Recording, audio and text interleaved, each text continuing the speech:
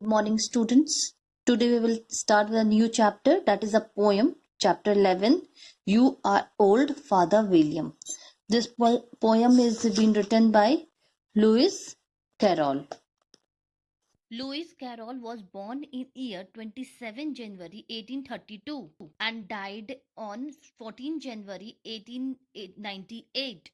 Writer, mathematician, Anglican deacon, minister of the Catholic Church, and a photographer. His most famous writings and Alice's Adventure in Wonderland and its sequel Through the Looking Glass, which includes the Jabberwocky.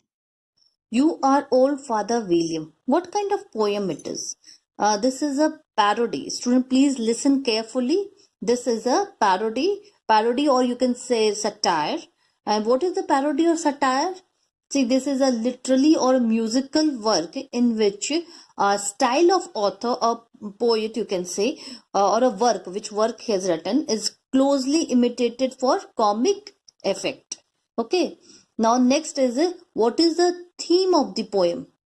See, poet bring the theme for our focus sarcastically through the dialogues between two men, old man and a young man, who represents the old generation and the young generation. Means you can say the theme of the poem is about a generation gap. Okay, generation gap is shown in this whole poem. Now, few more thing I will tell you about the poem. That is, the Father William in the poem is a humorous character. He is an old man. His son asks him many questions about what he does in his old age. They answer all the questions of his son in a funny manner, in a funny way. Okay, and that is only the humorous thing in this poem. Okay, the old man is now not only the happy and unhealthy, but he clowns around. He stand on his head, he somersault, he balances on an eel on his nose, he eats as much as he pleases. At the end of the poem, he tells the boy, means his son, he had enough of his question and that he would better go away.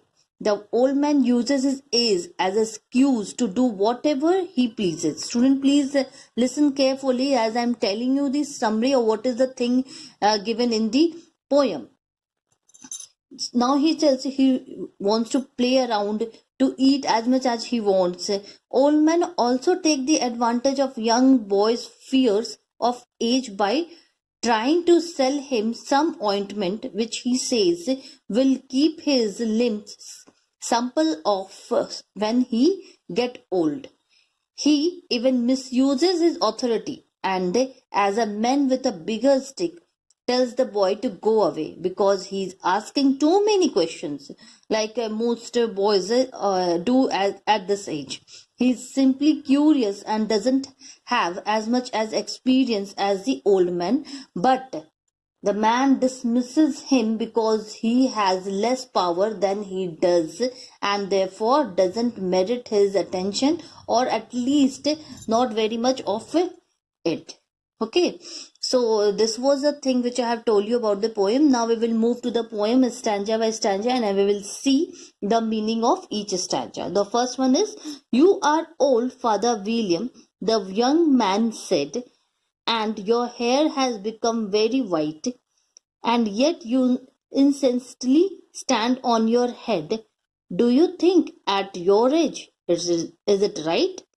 See, in this paragraph, it is in this stanza, the speaker states that the Father William is old and he has a white hair.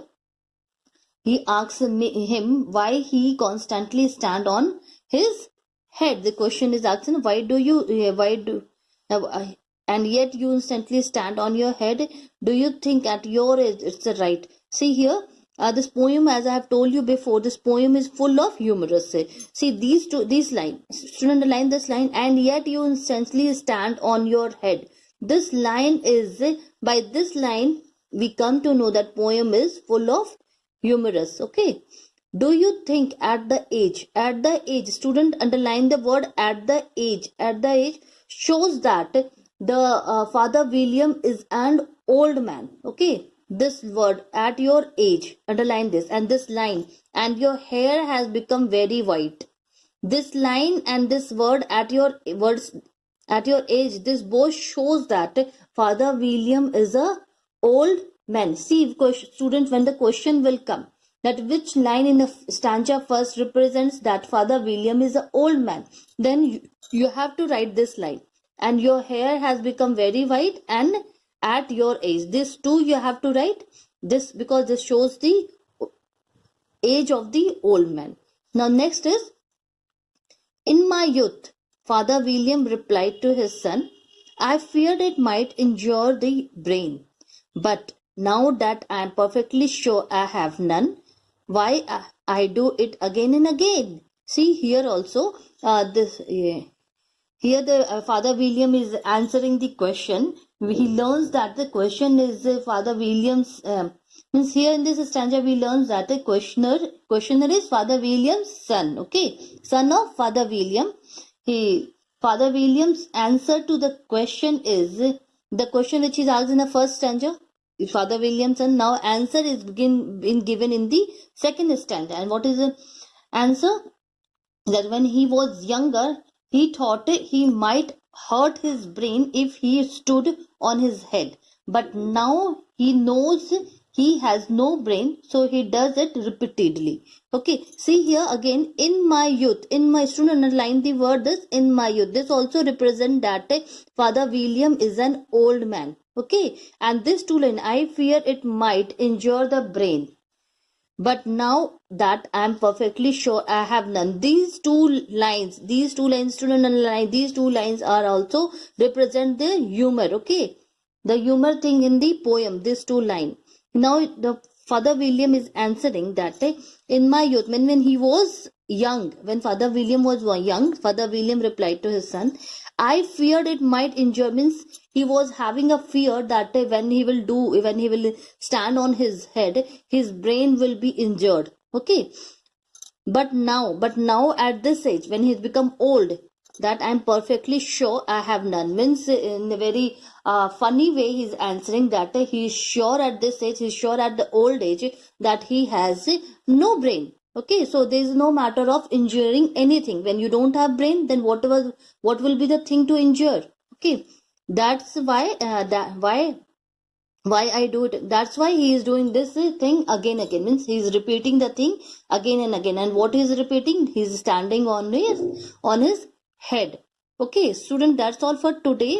Thank you. And your work will be to write the summary of this, and whatever I have told in the poem, please write and send it in the group. Thank you.